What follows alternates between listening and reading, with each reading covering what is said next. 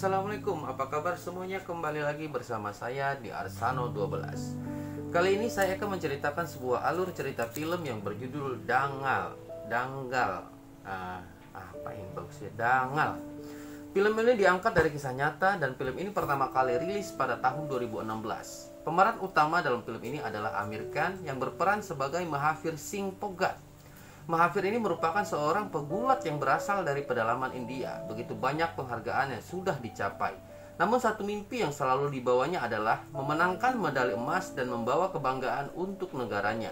Namun semua itu tidak pernah tercapai oleh Mahavir karena tidak ada dukungan dari pemerintah atau orang-orang terdekatnya. Hingga pada akhirnya Mahavir tetap hidup berada pada garis kemiskinan dan berakhir sebagai seorang karyawan. Namun ternyata Mahavir tidak pernah membunuh mimpinya itu karena Mahavir berkeinginan menyerahkan semua mimpinya itu kepada anak-anaknya nanti. Dan film pun dimulai. Sebelum lanjut, alangkah baiknya teman-teman untuk mengklik tombol subscribe, tombol lonceng, dan tidak salahnya memberi kritik dan saran di kolom komentar agar teman-teman selalu mendapat update terbaru dari kami. Terima kasih. Waktu itu pada tahun 1998, Mahavir sedang menonton pertandingan gulat di kantornya. Dan India lagi-lagi gagal meraih sesuatu di ajang itu. Menurut Mahavir, semua itu terjadi karena dukungan dari pemerintahnya yang tidak maksimal. Bersamaan dengan itu, seorang karyawan baru mengatakan jangan terlalu banyak omong, karena medali tidak bisa dimenangkan dengan hanya berkata-kata. Cobalah sesekali masuk ke arena gulat. Sontak Mahavir langsung merespon itu dan menyiapkan sebuah arena dadakan di ruangan itu. Dan pertarungan pun terjadi. Pertarungan itu begitu berjalan dengan singkatnya karena dari 3 pergerakan Mahavir sudah bisa langsung menghabisi kesombongan rekannya itu. मन में कोई मलाल रह गया हो तो एक बार और कोशिश कर। और ये बहुत ही बेहतरीन मूव और ये एक और attack counter attack. Dan ketika sudah pertandingan berakhir, rekannya itu mengatakan, "Kau hebat, hai Mahavir. Kau sudah mengalahkan pegulat terbaik tingkat daerah." Namun dengan santainya Mahavir membalas perkataan itu, "Hai sobat, jangan berkecil hati karena kau baru saja dikalahkan dari pegulat terbaik level nasional." Mantap. Mahavir ini adalah pegulat senior yang dihormati di kampungnya. Bahkan tidak satupun acara gulat yang pernah dilewatkannya. Dan Mahavir selalu mengapresiasi anak-anak pegulat yang dilihatnya begitu punya potensi. Mahavir pernah mengatakan kepada istrinya bahwa suatu saat dia akan melengkapi medali yang ia impikan dan mengibarkan tinggi benderanya lewat anak-anaknya nanti. Namun lagi-lagi manusia hanya bisa berencana, tetap Allah lah yang memutuskan.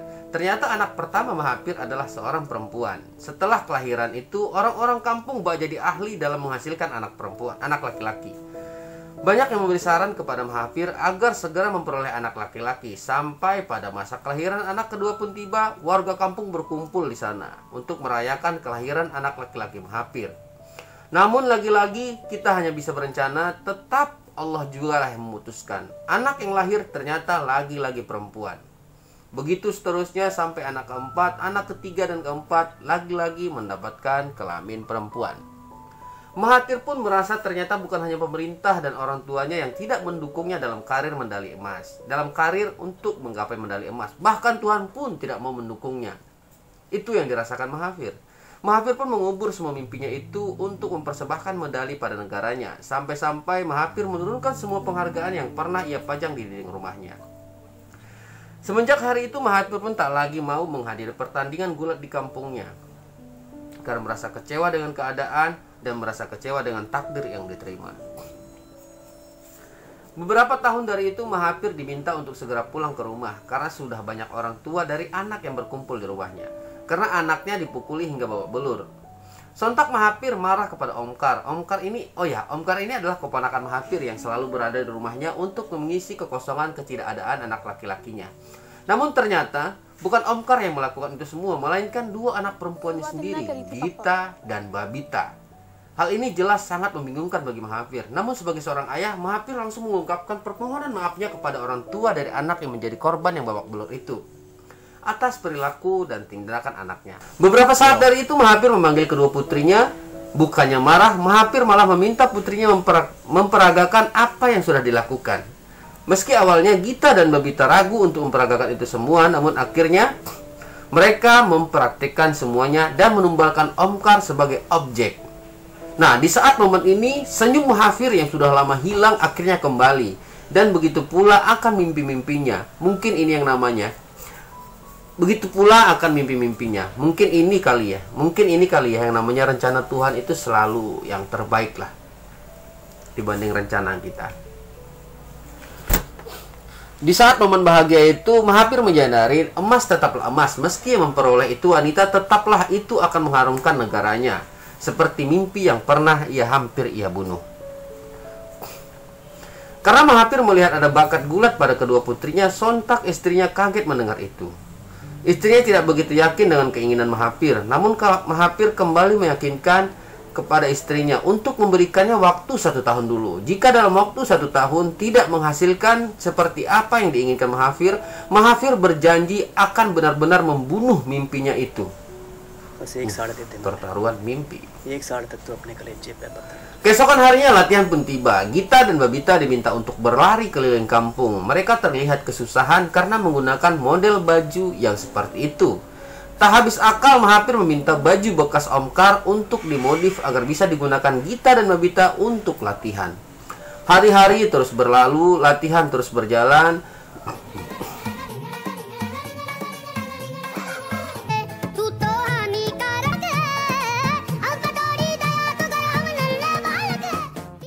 Mahapir juga sudah menyiapkan sebuah gubuk arena tanding untuk latihan karena tidak ada arena latihan resmi yang membolehkan wanita Gita dan Babita untuk bergabung.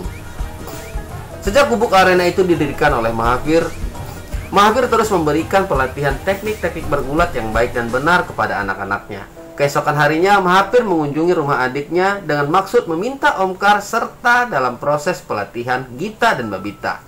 Adiknya tahu itu bukanlah permintaan yang jawabannya ya atau tidak. Adiknya dengan berhati menyetujui itu dan mengatakan ya, dia menyetujui kalau Omkar ikut serta dalam proses pelatihan Gita dan Babita. Dan sejak saat itu Omkar setiap hari ikut membantu proses pelatihan Gita dan Babita. Tetapi saat latihan, Gita dan Babita masih terlihat sangat lemah dalam bertarung karena mereka dengan mudahnya dikalahkan oleh Omkar. Mahapir pun berpikir akan mengubah makanan putrinya. Mahapir akan memberi makan ayam agar mendapat protein yang cukup kepada kedua putrinya ini. Dengan keterbatasan biaya, Mahapir melobi seorang pedagang agar bisa memberikan harga murah kepadanya. Karena jika nanti putrinya menjadi atlet nasional, orang-orang akan tahu kalau disinilah sumber ayam yang diperoleh. Otomatis akan banyak yang beli di sini. Sebaik. जब लोगों को पता चलेगा कि वो तेरी दुकान का चिकन खाती हैं, तो लोग चिकन खरीदने कहाँ जाएंगे? जी, बात तो फायदे की है, पर 20 रुपए. Memang dasarnya paman pedagang itu adalah orang baik. Ia memberikan ayam itu dengan harga murah sebagai bentuk dukungan untuk Mahapir. Semenjak dari itu, menu makanan pun diubah oleh Mahapir. Hari-hari terus berlalu, hujatan orang-orang semakin menjadi-jadi. Mereka menganggap Mahapir gila karena membiarkan putrinya untuk menjadi pegulat. Hujatan itu tidak hanya kepada Mahapir, namun kepada putrinya juga di sekolah. Putrinya pun memutuskan untuk berontak kepada ayahnya. Malamnya mereka menemui ayahnya. Mereka mengatakan kegiatan belajarnya sangat terganggu karena sering tertidur di kelas karena kelelahan dalam latihan. Namun bagi Mahapir itu bukanlah sebuah masalah. Lagi-lagi anaknya yang tertua yaitu Gita meyakinkan efek latihan itu rambut mereka jadi rusak karena tiap hari harus dipenuhi pasir dan bergelut dengan lumpur dan debu. Bukannya empati dengan putrinya, Mahapir malah memutuskan untuk memotong rambut putrinya. Putrinya pun terus memohon, namun Mahapir tidak menghiraukan itu. Waduh, luar biasa.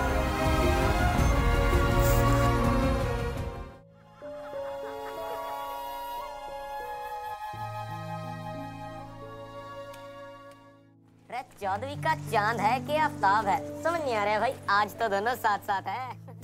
Tak tahan dengan perlakuan ayahnya, Gita pun menyusun rencana untuk membalas ayahnya. Gita mengubah alarm jam agar tidak terbangun tepat waktu. Dan tak hanya itu, lampu di gubuk arena pun diam-diam dirusak oleh Gita. Cedera menjadi sebuah alasan, dan di saat bergulat mereka berpura-pura tidak ada tenaga. Di sini Gita merasa mereka sudah menang, sudah bisa mengelabui ayahnya. Gita और बबीता अचानक इतनी कमजोर कैसे हो गई थी? Dan malam harinya Gita, Babita, dan Omkar pergi ke sebuah acara pernikahan temannya.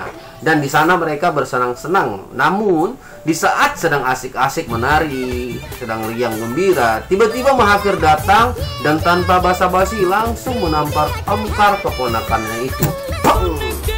Suasana pun jadi hening.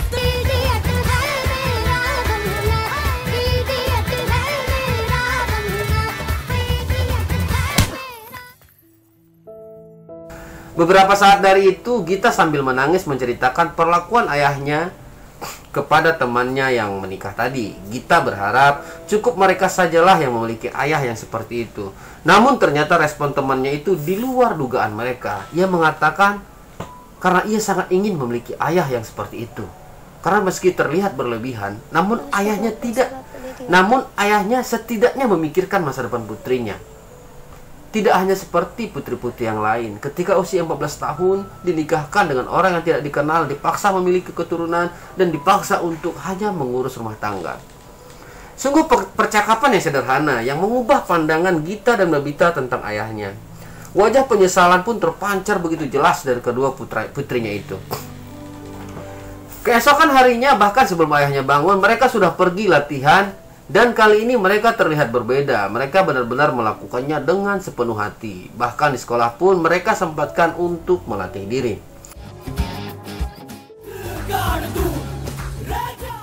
Hari-hari pun terus berlalu hingga sampailah di mana Gita dapat membanting dan mengalahkan Omkar. Dan tak butuh waktu lama dari itu, mereka dibawa ayahnya untuk mengikuti sebuah pertandingan yang awalnya mereka ditolak panitia karena peserta wanita tidak diperbolehkan ikut serta, apalagi melawan pegulat lelaki. Namun tiba-tiba panitia menyadari bahwa ada nilai bisnis jika wanita bertarung melawan pria. Meski nanti cedera, itu bukan urusan mereka karena ayahnya sudah siap bertanggung jawab. Dan akhirnya Mahathir dan anak-anaknya pun diterima untuk mendaftar. Nah, setelah terima, panitia sudah beres, pertandingan pun dimulai. Dan di sini Gita dipanggil oleh wasit untuk memilih lawan di saat bertanding. Nah, di luar dugaan ternyata Gita memilih lawan terkuat di arena itu.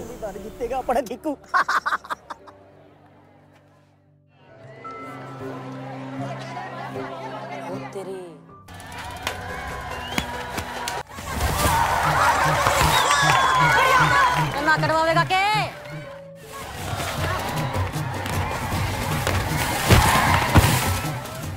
Meski akhirnya Gita kalah pengalaman dari sang lawan, saat itu Gita tetap mendapat apresiasi dari penonton. Bahkan Gita mendapat hadiah yang lebih besar dari pemenang pertarungan itu. Wah, karena yang menang hanya mendapatkan 20 rupiah, sedangkan Gita mendapatkan hadiah 50 rupiah dari seorang donatur. Sesampai di rumah, ternyata kekalahan itu membentuk mental dan semangat baru kepada Gita. Gita menghampiri ayahnya dan menanyakan kapan pertandingan selanjutnya. Wow, senyum cerah, senyum bahagia pun terpancar dari ayahnya. Karena tak menunggu lama dari itu, esoknya Gita langsung lagi-lagi dibawa ayahnya untuk mengikuti pertandingan. Dan hari ini sangat istimewa bagi Gita, karena itu adalah hari pertama kali Gita memenangkan pertandingan resminya. Semenjak itu, Gita dan adiknya tak henti-hentinya menerima kemenangan dan kemenangan hingga memperoleh banyak penghargaan. Sejak saat itu, dunia terasa berbalik. Yang dulunya menerima hujatan, makian, kini menerima pujian, dan lagi-lagi pujian. Dan semua merasa bangga dengan kemampuan Gita dan Babita. Waktu terus berlalu hingga sampai pada titik di mana Gita harus mengikuti pertandingan nasional. Namun situasi semakin rumit karena Gita harus berlatih menggunakan matras. Dan di sini Mahathir berpikir keras karena keterbatasan biaya. Mahathir mencoba meminta bantuan pemerintah setempat. Namun apa yang didapat semua di luar harapan. Ternyata sistem pemerintahannya masih sama seperti masa dia muda dulu. Bagaimana kelanjutannya? Ikuti kisahnya di part selanjutnya.